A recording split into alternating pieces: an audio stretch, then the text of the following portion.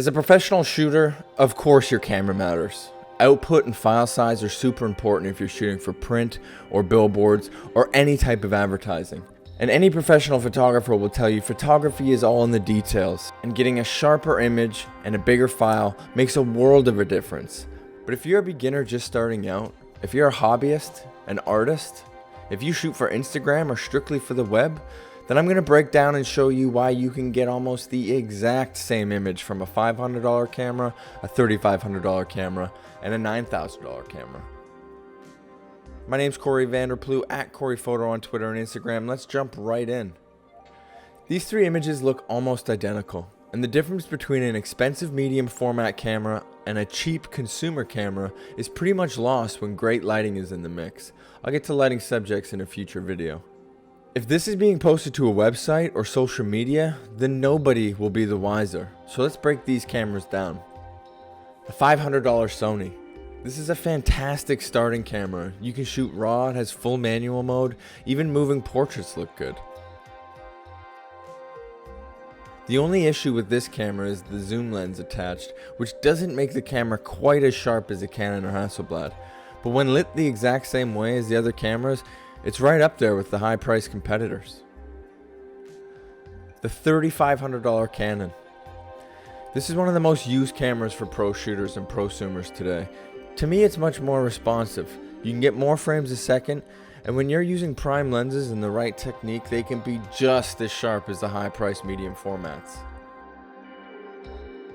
The $9,000 Hasselblad. This high price mirrorless Hasselblad feels incredible in your hands, and it feels like a professional top of the line camera, which is nice.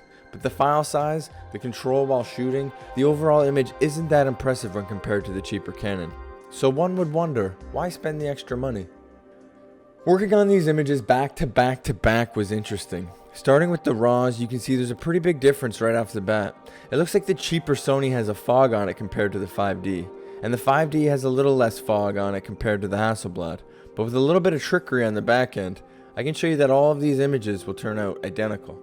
I retouch all of these images in the same way with my normal routine. To see this routine, check out my other videos on post-production by clicking here or in the links in the description.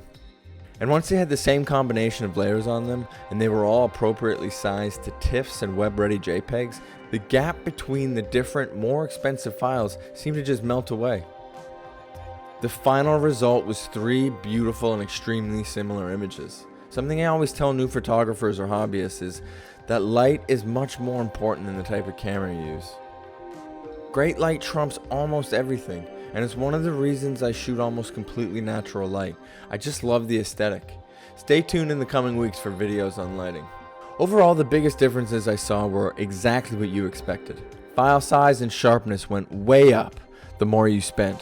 But that doesn't matter if you're just starting to learn this craft or you want to make some cool art. So don't stress on the technical side of things. Simple camera, simple light, and build from there.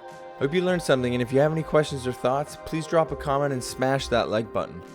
Before I go, I wanted to let you know that my first print collection is now live on my website. So please check it out and grab a signed edition print while supplies last. My name's Corey Vanderploeg at Corey Photo on Twitter and Instagram. Happy shooting.